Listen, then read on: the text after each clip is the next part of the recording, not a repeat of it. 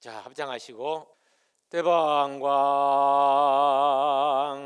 물화 음경 권제 53 이세간 품제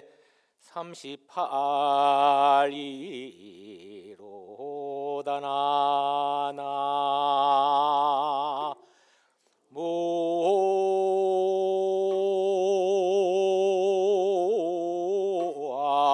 모아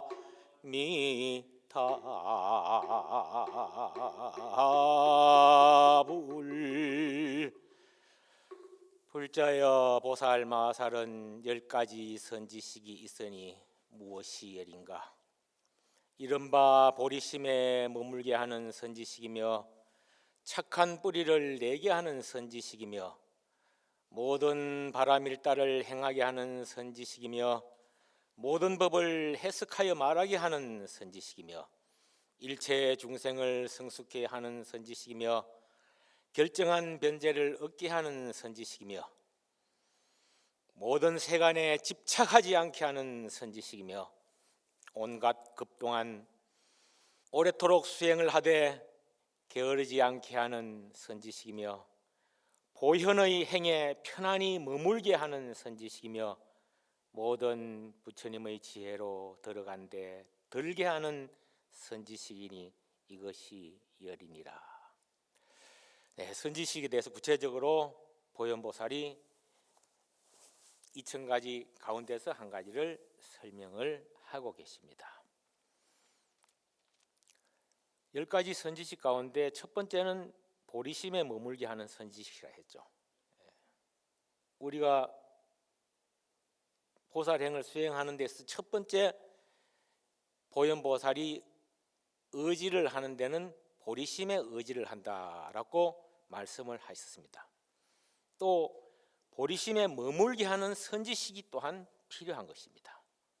보리심에 대해서는 여러분 아까 잘 들으셨으리라 믿겠습니다.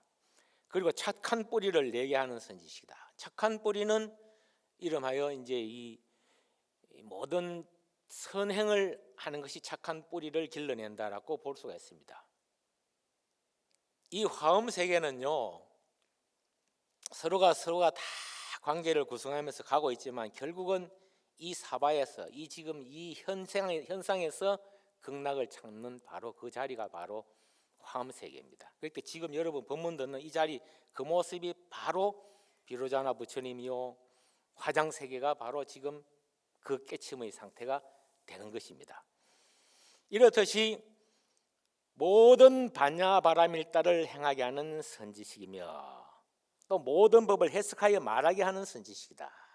이렇게 자세하게 법을 설하여 또 선지식이 되는 것이고 일체 중생을 성숙케 한다. 성숙케 한다는 것은 봄날에 봄동산에 그 연녹색이 한 8월 9월 되면은 한 달 두 달 갔는지도 모르게 진한 녹색으로 녹음으로 우거지죠. 여러분 자기도 모르는 사이에요 성숙된 모습을 볼 수가 있을 겁니다. 무엇으로? 행동 하나로.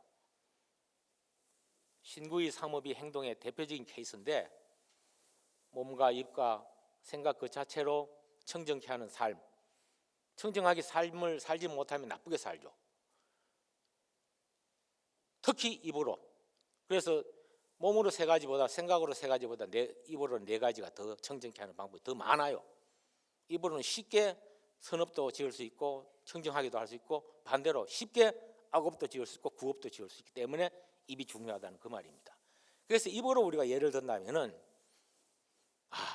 부처님 법문 듣고 화엄살림 갔더니만 아차 내가 이 말 하려다가 딱 안 해야 되겠다. 말은 해서 후회하는 게 안 해서 후회하는 것보다 더 많습니다. 따라서 말은 함에 있어서 그만큼 소중하게 잘 생각하면서 하라 그런 말이거든요. 따라서 스님들이 묵은한다는 것도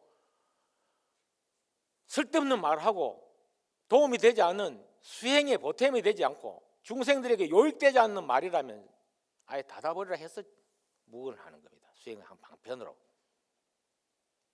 이렇듯이 예를 든다면 그 말에 대해서 생각을 깊이 한다면 행동으로 정화되고 성숙된 자기 모습을 찾을 수가 있습니다. 그런 부분들을 선지식을 나서서 찾고, 또 보살은 그런 10가지 선지식이 있다라고 말을 합니다. 결정한 변제를 하는 선지식이며, 말씀도 잘 드리고 모든 세간에 집착하지 않게 한다. 매우 중요한 말이죠. 세간에 지금 머물고 있습니다마는 세간에 집착하면 안 됩니다. 불연 세속할 출가사문. 원효스님은 세속을 그리워하고 세속에 그리워하면 집착하거든요. 세속을 그리워하지 않고 집착하지 않는 것이 출가사문, 출가한 사문이라고 했거든. 자, 우리는 비록 머리 깎고 먹물 옷을 심은염이 하지 않는 일반 불자지만은 이 세간에 머물고 있지만은 세간에 머물지만은 그 세간에 그리워하고 집착하지 않고 한다면 그것은 바로 네 세간하는 것입니다. 모든 세간에 집착하지 않는 연고며 지식이며 선지식이며 온갖 급동안 수행하되 게으르지 않게 하는 선지식이며 보현의 행에 편안히 머물게 하는 선지식이며, 그렇게 하여 모든 부처님의 지혜로 들어가는데 그 들어감에 또 다시 들어가게 한다라는 그 선지식이다라는 것이 보살의 10가지 선지식입니다. 이처럼 선지식은 매우 중요합니다. 이 이세간법, 이세간품을 공부하는 데 있어서 가장 어쩌면 중요한 것인지도 모르죠. 앞에서 52위를 공부를 해 오셨습니다마는 십진, 십신, 십주, 십행, 십회양, 십지까지 과정에 있어서 2000가지를 다 파는데 한 가지씩만 여러분 머릿속에 딱 기억을 해도 그 공부가 수승하실 겁니다. 지금 제가 딱 조목 가장 중요한 포인트만 뽑아서 말씀을 드리는데, 그 중에 하나가 보살은 10가지 말이 있다. 10가지 말이 있다. 누구나 다 말하고 살잖아, 그죠? 제가 자료에 보면은 이 보살 화엄사상이 뭐라고 되어 있습니까? 모든 존재들은 서로 무수한 관계를 형성하여 끝없이 상대와 인연한다고 되어 있습니다. 이 화엄사상이거든요. 자, 그렇다면 끝없이 인연하고 관계할 때 중요한 것이 바로 말인데, 이 말을 보살을 중생을 교화함에 있어서 어떻게 보살로서의 중생들을 거둬들이며 섭사하느냐, 소위 애어습이라고 해요. 애어습. 애어라는 그야말로 편안하고 친절하고 사랑하고 부드럽고 아주 감사하는 그런 마음으로서의 자세를 가지면서 말을 해서 그 중생을 섭은 거둬들일 때 나와 같이 중생의 모습에서 탈피해서 나와 같이 보살로 갈 수가 있다는 것이 바로 애어습인데, 불자여 보살 마살에게 10가지 말이 있으니 무엇이 열인가? 이른바 부드러운 말이니 일체 중생으로 하여금 편안케 하는 까닭이며, 다니슬 같은 말이니 일체 중생을 시원하게 하는 연고며, 속이지 않는 말이니 모두 실체와 같은 연고며, 진실한 말이니 꿈에서까지 거짓말이 없는 연고며, 넓고 큰 말이니 모든 제석과 범천과 사천왕들이 존경하는 연고며, 매우 깊은 말이니 법의 성품을 보이는 연고며, 견고한 말이니 법을 말함이 다함없는 연고며, 정직한 말이니 말하는 것이 알기 쉬운 연고며, 갖가지 말이니 때를 맞추어 나타내는 연고며, 일체의 중생을 깨우치는 말이니 그들의 욕망을 따라 알기 쉽게 하는 연고이니라 하면서 보살이 중생을 이끌어 들인 데 있어서 10가지 말로서 그렇게 이끌어 들어가더라. 그러면서 보살은 10가지 또한 마음이 있습니다. 여러분 마음이 다 있죠? 보살님들 다 마음이 다 있죠? 보살님들 마음이 지금 보현보살이 이야기한 10가지 마음과 어떤지 한번 살펴보시면 좋겠습니다. 불자여 보살 마살은 10가지 마음이 있으니 무엇이 열인가? 이른바 땅과 같은 마음이니 일체 중생의 모든 착한 뿌리를 유지하여 정장케 하는 연고며, 큰 바다 같은 마음이니 모든 부처님의 한량없고 거지없는 큰 지혜의 법의 물이 다 흘러 들어오는 연고며 수미산과 같은 마음이니 일체의 중생을 출세간에서 가장 높은 착한 뿌리에 두는 연고며 만이보배와 같은 마음이니 욕망이 청정하여 물들지 않는 연고며 금강과 같은 마음이니 결정코 모든 법에 깊이 들어가는 연고며 금강둘레산과 같은 마음이니 마구니와 외도들이 흔들지 못하는 연고며 연꽃과 같은 마음이니 모든 세간법이 물들이지 못하는 연고며 우담바라 꽃과 같은 마음이니 모든 급에서 만나기 어려운 연고며 밝은 해와 같은 마음이니 어둠을 깨트리는 연고며 흑웅과 같은 마음이니 청량할 수 없는 연고이니라. 자, 이른바 보살은 어떤 마음을 가지고 있느냐? 대표적으로 땅과 같은 마음이다.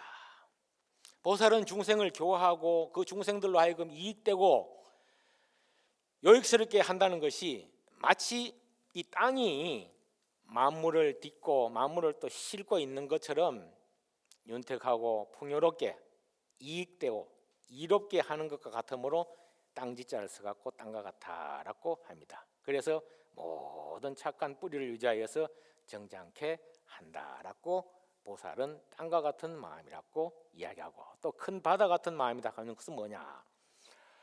바다는 대한민국의 한강물도 받아들이고 저 미대륙 있는 뭐 아마존강, 미시시피강 이런 강물도 받아들이고 저 중국의 황하강, 양쯔강 물도 받아들이고 인도에 있는 겐지스강 물도 다 받아들입니다. 이처럼 보살의 마음은 이것이 있고 저것이 따로 존재하지 않습니다. 대원경상에 절친소한다 하는 말이 있는데 그 마치 큰 거울과 같은 거예요. 친소가 없는 거예요.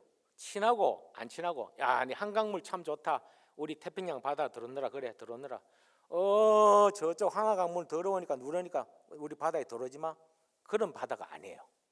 더러워도 다 받아들이고 깨끗해도 다 받아들이면 친소가 없어요. 평등성 중에 무피차하듯이 평등한 마음은 이것과 저것이 따로 존재하지 않는 거예요. 평등한 마음. 보살은 평등심을 갖고 있는 거예요. 평등. 자, 우리 부처님의 84,000 법이 있는데 교상 판석삭 보면은 아한방등 반야법화 열반해 갖고 부처님이 45년간 설한 것을 이렇게 분류를 하고 있습니다. 하고 있는데 이런 모든 경전들이 마지막으로 어디로 다 가느냐 하면은 화엄의 바다로 다 들어가요. 그래서 화엄경을 갖다가 원교라 그래요. 원교. 원자가 원만할 원자, 둥글 원자. 둥글다는 원만하다는 거죠. 뭐 이것저것 안 가린다 이 말이죠. 좋아하는 거 친소가 있거나 또 뭐 이것저것이 있거나 그런 것이 아니더라 이 말이야. 중생을 교화하는데 보살의 마음가짐이 바다와 같더라는 것이 바로 이 말이 아닐까 싶습니다. 아시겠습니까?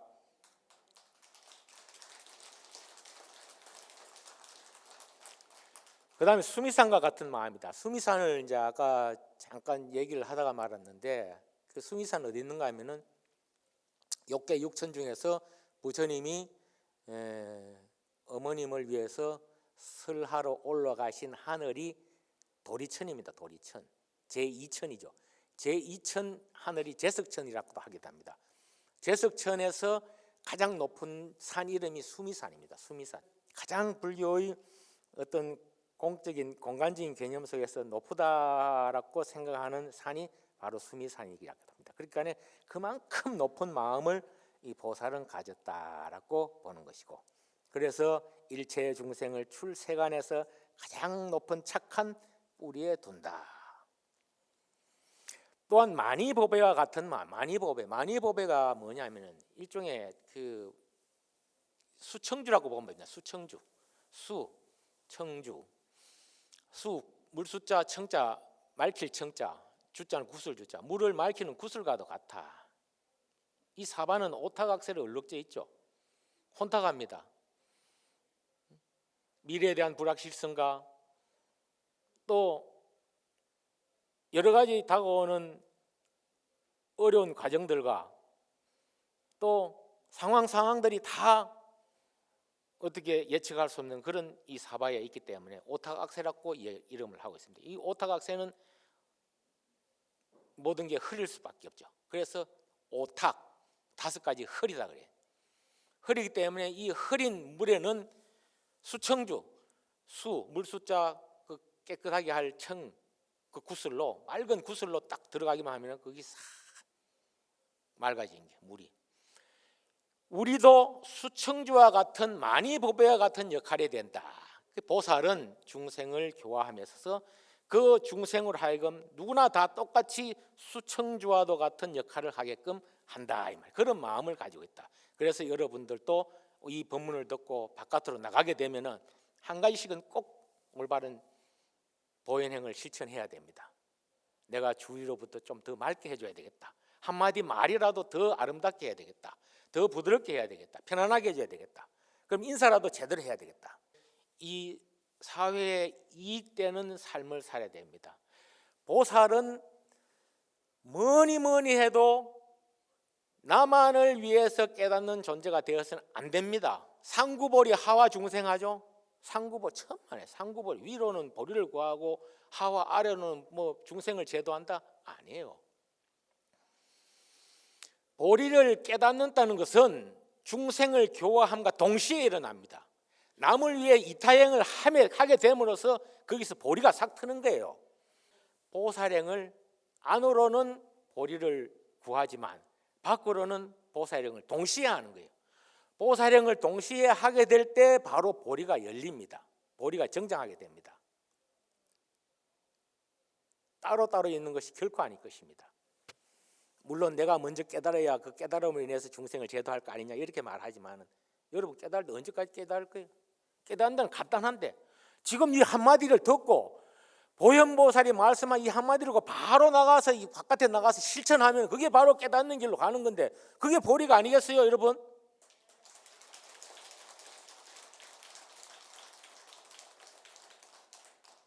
그러면서 금강과 같은 마음이다. 금강은 또 이렇게 함으로써 금강이 뭡니까? 너무나 튼튼하고 단단하고 굳세고 꿈쩍도 안 하는 거예요. 번뇌와 소용돌이 쪽에서 움직이다는 게. 그러니까 어떤 번뇌라도 다 끊는 거예요. 다이아몬드라죠, 흔히. 다이아몬드가 뭐 이 보석 중에서 최고로 알아준다. 왜 알아줍니까? 무엇이든 다 끊거든요. 강도가 최고예요, 강도가. 부처님이 깨달으신 보리수화를 갖다가 금강보좌라 그래. 금강보좌. 금강석처럼 튼튼하게 어느 마구니가 쳐들어와도 내마 외마 온갖 마구니가 다 쳐들어왔잖아요. 수행정진할 과정에서. 여러분 팔상성도에 보면 수화항마상, 수화항마, 보리수 아래서 항마 마구니를 항복시켰다 이 말이에요. 그 마구니 항복은 내적으로 생겨나는 모든 집착과 유혹과 모든 번뇌의 그 망상도 있지만 바깥으로 들어오는 그런 마구니도 엄청 많았겠어요. 그것을 다 물리치고 다 부숴버렸다. 그래서 금강보좌라 그래요. 그래서 우뚝 깨우치신 자리가 보리자, 보리수, 보리자, 보리를 깨달으면 똑같은 말이에요. 이렇듯이 우리가 그런 마음을 가지고 결정코 법에 들어간다는 그 신심과 원력을 가지면은 반드시 가피가 주어집니다. 여러분, 신심과 원력이 있는 곳에 가피가 반드시 옵니다. 또한 연꽃과 같은 마음이니 세간에 물들지 못하는 연고다. 연꽃은 인과가 같이 갑니다. 물론 세간에 물들지 않는 그 모습을 초연하게 우리들에게 여실히 보여주고 있지만은 인을 지으면은 원인을 만들면은 그 결과가 바로 나옵니다. 연밥을 여러분 나중에 자세히 한번 보십시오. 단풍놀이를 많이 가고 뭐 다른 구경을 가을 구경을 많이 가지만 연밭 구경을 잘한 거. 초여름 초연하게 피는 모습. 아, 연꽃이 피는구나. 아, 연꽃이 지는구나. 그 노래처럼 초연하게 피는 그 연꽃을 자세히 한번 들여다보십시오. 이런 보살이라면은 사물의 이치를 객관적으로 볼 수 있는 견해를 가져야 됩니다. 그럴 때 그것으로부터 얻는 그 사물의 객관지 이치가 바로 어쩌면은 모든 현상들이 다 법입니다. 법이란 뭐냐? 넓게는 그 법이 법신불이기도 합니다. 비로자나 부처님이기도 합니다. 그 법이 전하고 있는 나에게 전해지는 그 이치를 내가 듣고 맞고 보고 하면 그것이 바로 나에게 또한 비추어져 갖고 도로 나도 법신불이 되는 것입니다.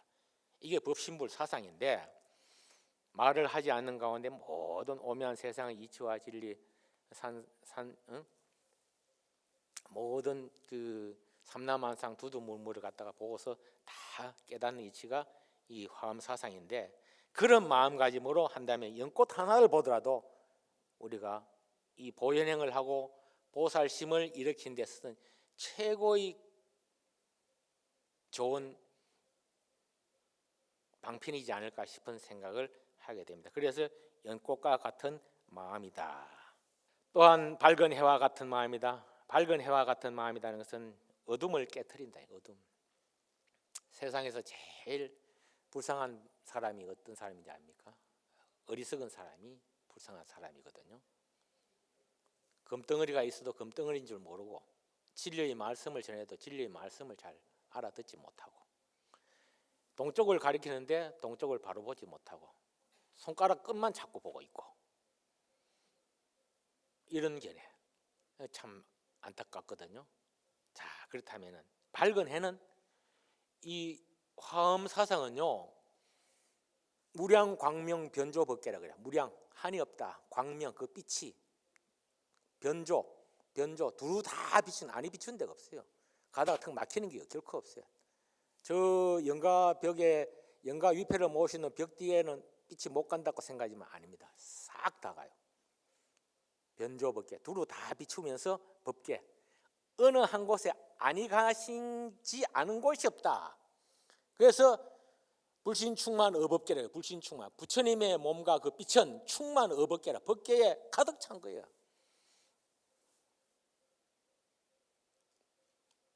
우주에 충만하사 아니 계신 곳 없으시고, 우리 만 중생들에게 다 같이 함께 하심으로써 평등하게 나타나시는 부처님이시여, 이렇게 환경은 설하고 있거든요. 이렇듯이 밝은 해가 바로 그와 같은 것입니다. 이 해가. 그래서 대일열의 사상, 대일 큰 대자 날일자, 이 태양을 가지고 바이로차나 비로자나 저 대광명전, 대광명전, 광명은 빛하는 빛 아닙니까? 뭐 이렇게 뭐 집권을 이렇게 하고 있다 해갖고 그거는 뭐 하나의 형상에 지나지 않지만은, 그 비로자나 부처님이 밝은 해를 상징하고 있다. 이것은 무엇이냐? 우리의 지혜 무명업장을 싹 쓸어버리겠어요. 빛으로서 보여주시는 거예요.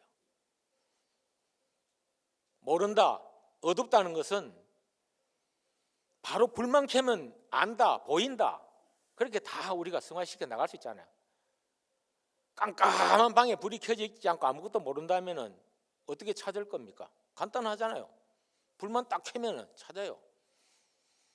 번뇌와 망상과 집착에 사로잡힌 이 몸뚱아리, 이걸 이끌고 이제까지 56세 살아왔지만 아직까지 모르거든요. 자, 한순간에 오늘 깨우치십시오. 스위치 불만 딱 켜세요. 바로 보여. 오늘 이 말 딱 듣는 순간 여러분 스위치 불 탁 켜진 거예요. 아시겠습니까? 그런 밝은 해와 같은 마음이 바로 이 우리 보살님의 마음이다. 그래서 흑원과 같이 아무 걸림이 없이 다 깨치고 깨치게 하는 것이 바로 부처님의 마음이고 보살의 마음이다. 불지광대 동흑공 보변일체 중생심이요 일념실지 삼세법이고 영료일체 중생근이라. 불지광대 동흑공이라. 부처님의 지혜 광명이 광대, 넓고 크다. 말로서 그냥 넓고 크다 하지만 그것은 이 형언할 수 없는, 불가설, 설명할 수 없는 그 광대무변한 그 세계를 갖다가 부처님의 진리 광명, 지혜 광명 그 자체가 흑공에 꽉 차 있는 거예요. 그래서 보변 일체 중생심이라, 일체 중생들의 마음에 보변 두루 다 나타나 있는 거예요. 일념식지 삼세법이라, 한 생각 한 생각에 삼세법을 다 부처님 아시는 거예요. 여러분 이 한 생각에 딱 돌이켜서 회광반조해 보십시오. 이 법문을 듣고 마음을 바로 딱 돌리면 여러분들도 일념실치 3세법 할 수가 있는 거예요. 3세법이면 과거 현재 미래, 비단 과거 현재 미래 3세법이라 했지만 모든 것을 다 안다는 개념입니다. 부모 미생전 본래 면목. 자, 부모 미생전 본래 면목. 선방에서 흔히들 화두를 들고 이 여기 먹고 하고 찾는데 한참 찾아 들어가봤자 자기 태어나기까지는 알랑가 모르죠. 또 못 찾아. 3세 과거까지 다 안다는 것은 더불어 또 미래까지 내다본다는 것. 우리가 일반 중생으로서는 가늠하기가 헤아리기가 쉽지 않죠. 근데 이 법을 제대로 알면은 3세법을 요달한다 그래요. 그래서 모든 중생의 부처님은 3세법을 알기 때문에 모든 중생의 근기를 다 알아서 근기 따라서 다 제도가 된 거예요. 그래서 응양근기라 그 근기에 따라서 그 양을 다 베풀 감응해갖고 나타나죠. 우리가 이제 법성계에서 어상스님이 법성계에서 대표적으로 한 대목을 이야기한 그 부분이 뭐냐? 우보익생 만의공 중생수기 등리기 바로 그 부분입니다. 부처님의 하늘에서 내려오는 보배스러운 비는 끝없이 흑공을 가득 차가 쭉 내려주고 있지만 중생들은 그 그릇에 따라 그 근기에 따라서 크기를 달리하고 있더래요. 큰 그릇은 큰 것만큼 그 보배스러운 비를 받아가지만 작은 그릇은 작은 그릇대로만 그만큼만 받아가더라 이 말. 이게 보살행위 그렇대요. 보살행위 크고 요익되고 열심히 살고 원력도 강하고 부지런히 노력하고 정진을 하고 십신과 십주와 십행과 십회양과 십지의 그런 개념을 알아서 보살을 계속 수행한다면 보살은 무슨 행위냐? 보현행위거든요. 보현행은 무슨 행위냐? 이타행위거든요. 그렇게 한다면은 그릇이 자꾸 커진 거야. 그러니까 비물이 많고 보배성 인물이고 있는데 이게 법성계에서 어상스님이 그렇게 이야기를 하고 있는 이치와 같다. 그렇게 함으로써 또 보살은 10가지 부지런한 따끔이 있더라. 보살은 어떤 부지런한 따끔이냐? 불자여 보살 마살은 10가지 부지런한 따끔이 있으니 무엇인가? 제일 중요한 대목인데 여러분 한번 들으면 더 잘할 것입니다. 이른바 보시를 부지런히 닦음이니 온갖 것을 버리고 가품을 구하지 않은 연고다. 자, 또 두 번째는 계율을 부지런히 닦음이니 두타의 고행으로 욕심이 없고 만족함을 알아 속임이 없는 연고며 참는 이를 부지런히 닦음이니 내다 남이다라는 생각을 떠나서 모든 나쁜 욕을 참으며 끝까지 성내지 않은 연고며 꾸준한 노력을 부지런히 닦음이니 몸과 말과 뜻의 업이 조금도 산란하지 않고 모든 하는 일이 물러가지 않아 필경에 이르는 연고며 선정을 부지런히 닦음이니 해탈과 삼매와 나타나는 신통으로 모든 욕망과 번뇌와 투쟁의 여러 권속을 여의는 연고며 지혜를 부지런히 닦음이니 모든 공덕을 닦고 모아 게으름이 없는 연고며 크게 인자함을 부지런히 닦음이니 모든 중생들의 제 성품이 없음을 아는 연고며 크게 가엾이 여김을 부지런히 닦음이니 모든 법이 공함을 알고 일체 중생을 대신하여 괴로움을 받되 고달파함이 없는 연고며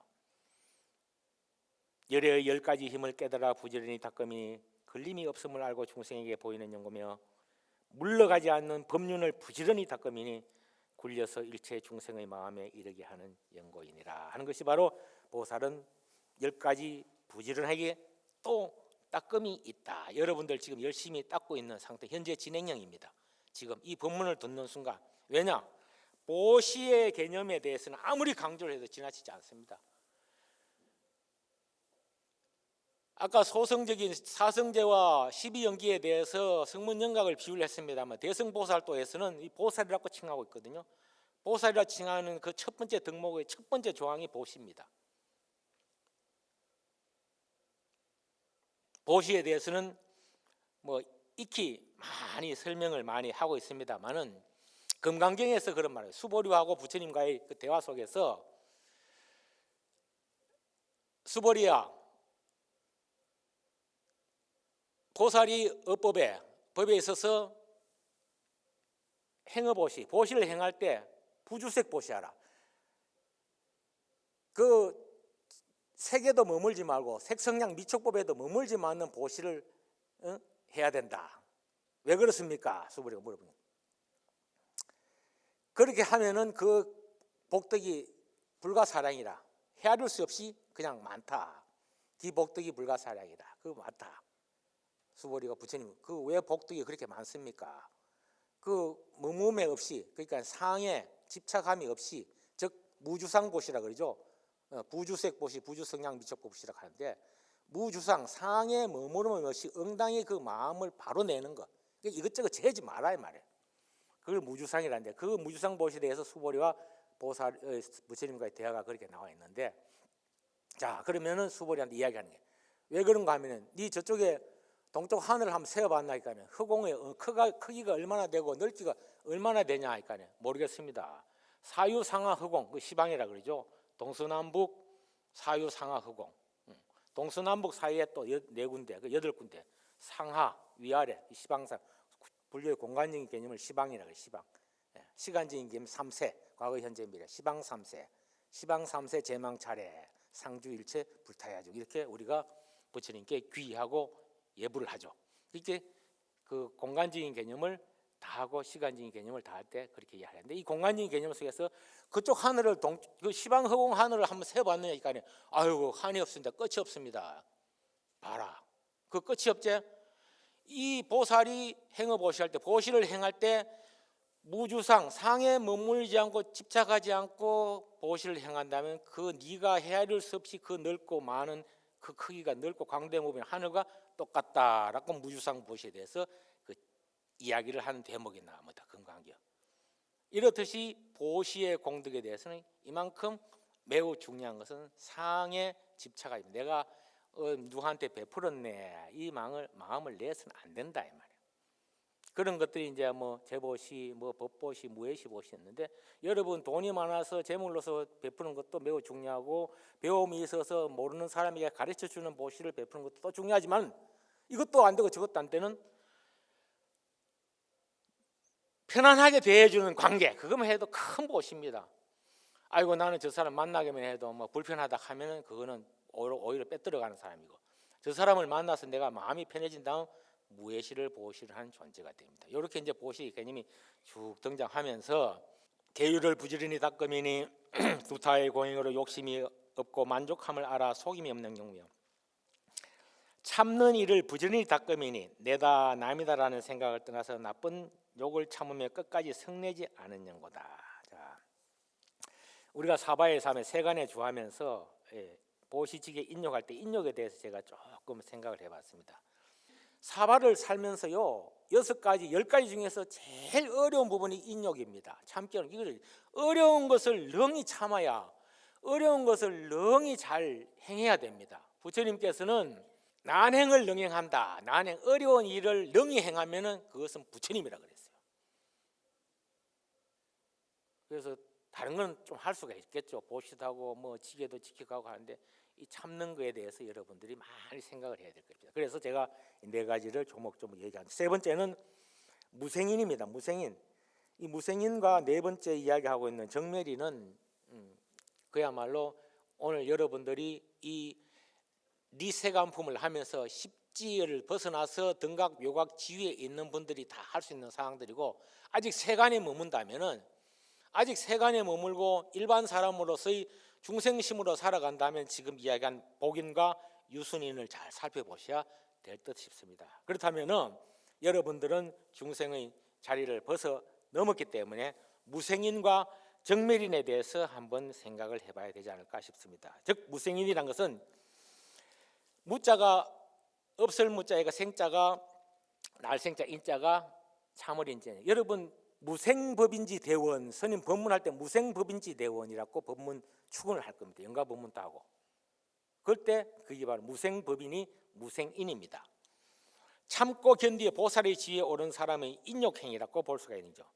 그것은 이제 우리가 여러 무상하다, 뭐가 재행이 무상하다, 또 무하다, 내가 없다, 고정된 실체가 없다, 제법이 무하, 재행이 무상하고 제법이 무하다, 모든 일체 존재하는 현상들과 모든 존재하는 법들과 모든 실상들은, 눈앞에 보이는 현상들은 다 온으로 이루어지기 때문에 공이다. 반야신경이 그렇게 이야기하고 있다. 공이다.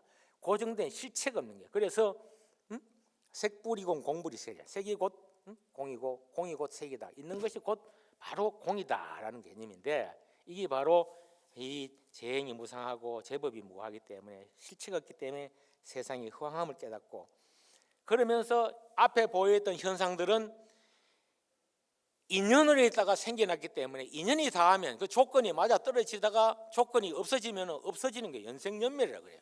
연생연멸. 인연으로 있다가 이루어졌다가 인연이 닿으면 다 없어져 버리죠. 그렇기 때문에 인연으로 모였다가 인연으로 흩어지는 진리를 또한 깨닫는 거예요. 오늘 여러분 이 화엄 대도량의 화엄 법회에 여러분들이 이 부처님의 보현 보살의 법문을 듣는다는 것은 전생에 큰 인연을 지었기 때문에 이 자리에 있는 것입니다. 전례로 된 것은 아무것도 없습니다. 오늘 이 리세간품은 이 화엄경을 통해서 화엄행자가 보살이 되기까지 52단계로 보살행을 실천하여 모든 덕목을 갖추어 깨닫게 되었습니다. 자, 보살 수행은 부처가 되는 공부가 아닙니다. 부처로 사는 공부입니다. 여러분이 이미 지금 부처님이 되셨기 때문이죠. 부처로 산다는 것은 매 순간 늘 깨어 있음을 뜻합니다. 그래서 먼 훗날이 아닌 바로 지금 이대로 우리는 모두 부처님이십니다. 여러분이 모두 부처님이십니다. 마치겠습니다. 나무 대방광불 화엄경 감사합니다.